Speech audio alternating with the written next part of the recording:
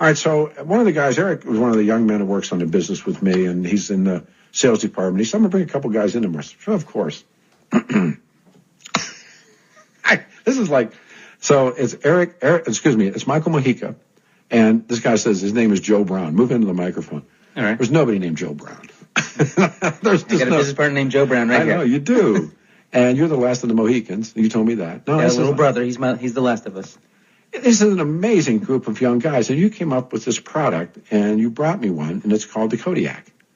Right, yeah. It's a survival bracelet paracord. The paracord itself is unique. We have it custom made in New York. The inside has jute, and it has a fishing line in addition to the 7 strands of nylon to give it its strength. And then we put a ferro rod and a stainless steel striker on the buckle, so you can kind of generate fire. See, you're talking so quick that everybody's going, what's he talking about? Oh, no, because you know your product. I do. But the way I'm going, what's he talking about? This is it's a bracelet. Right, it's a paracord survival bracelet. We've seen these before, right? Right, just a little unique twist on it. Indeed. Go ahead. So what we did is we took the same design envelope and we just added more utility to it. Yeah. So we wanted the ability to maybe start a fire, catch some food, eat some fish, and so we put a fishing hook in there. Yeah, you did. And we put a couple strands of fishing line in there. Inside the paracord, you have this jute, which is good fire tender. So you want to take that apart and turn it into a bird's nest and throw your spark in it. I think I started a fire here in this stash. We did. Small fire. We put it out. No worries. He said, on here, guy, watch this. And he made a fire. And dude, you can't light a fire in a radio studio. So we just wanted the ability to have an everyday carry bracelet on you that can really help you out. Have either of the two of you ever read a book called 1 Second After? Write it down. Write it down.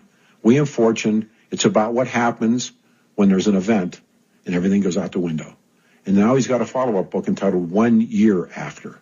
But 1 Second After, fellows, is a book you two have to read. I mean, I think everyone should read it, but we'll do. Because it's he's getting ready to release a third one. Yeah, it's the third one, and he's the one I think I'm going to appear in that one. But what happens is, because this is what this is about, and we have some sponsors that are right along, and I want you to meet some people that we know that sponsor the show. Fantastic. But little college town in the Carolinas, and there's an EBT event, and the grid goes down. Everything melts except for like old flathead Fords and old crank phones, and right. And the coin of the realm becomes ammunition, and everything's about survival. And what happens in a modern world that we all live in when there is no more, no food, can't feed anybody, can't do anything. What do people do? Right, and I think that a lot of times, especially in Colorado, I love hiking some 14ers. Sure. We get ourselves in a pickle sometimes. Yeah. Man, if I only had this. And we just want to give everyone the opportunity. Like, if you get yourself in a situation, you can get yourself out of a situation. Just that one opportunity. Yeah. This is cool. I mean, Thank you. We have Machine Gun Tours, Alan Samuel, and we have Wise Foods. There's a bunch of people, I think, that would really like something like this in a store. And it's really well put together. Where are these things made? We currently make them stateside. We're trying to figure out how to do it on a larger scale, so we're trying to push and do it overseas. The paracord will always be made stateside. Yeah, do that. Keep it stateside. Yeah. I mean, I think made in the U.S. means a lot anymore. At least to me, it's a big deal, right? But the guy starts a fire in the studio. And you guys are remarkable. Is there a website for this thing? Yes, outdoorelement.com. Then you have a little thing we're not going to talk about. But so we have a fire-starting carabiner. You put it together, Firebiner. I would just rename this product. Right now we got it on Kickstarter, and that's why we're the great push. We're trying to get some good PR and let everyone know, like, hey, with this carabiner, that can really offer some utility. A lot of people use carabiners for their keys, so hang their keys on it. I have one. That's what I carry my keys on one. We're just replacing your standard carabiner to give you some more utility. You can open a bottle. No, I see that. I have a little knife on it, and then it has a fire mechanism. I was given a knife by a police department, because if I mention, they'll get mad. But they won't get mad, but other people get. But it has the cutter to cut seat belts. Yes.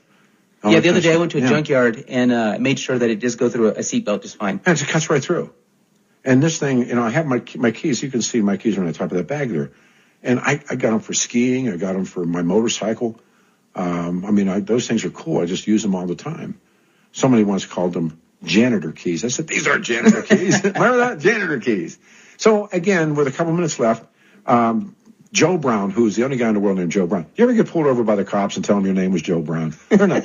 Cops going, what's your name? Joe Brown. Get out of the car.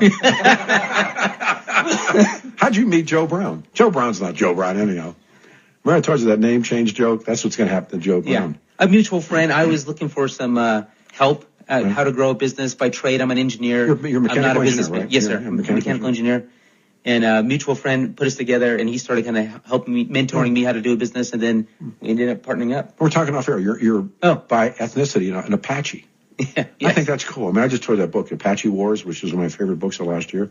How tough you actually look at when you like I look at people and say, well, and you do. You look the part. So, no, I mean, I imagine you're about half tough, but you say you're a climber also. Right. I love doing hikes. Man, I can see I got a trip planned to Maroon Bells, 28th. Better move. It's going to snow. Yeah. Yeah.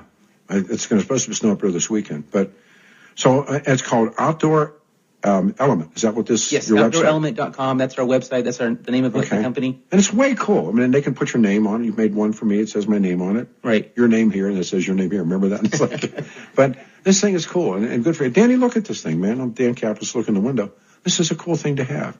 So people should have these. Or nothing else. Keep in the car. Yes, absolutely. Yeah. Just always be prepared. And it's simple. Yeah. You can always have it on you. Yeah, it's. I mean, the world is changing. I mean, now the Joe's an Eagle Scout. He's like, always be prepared. Joe Brown. Yeah, Joe Brown, the Eagle Scout. Right. Joe Brown. That's right. Joe Brown. We got to talk, Joe. We got to talk about some name changes here on these products. There's my music in the background. Thank you, son. Thanks for coming in. Thanks for Joe. Thank you. And Michael, you're a good guy, man. Thanks. Appreciate it. Your dad did. We talked about your dad too. Good for you, man. All right, everybody.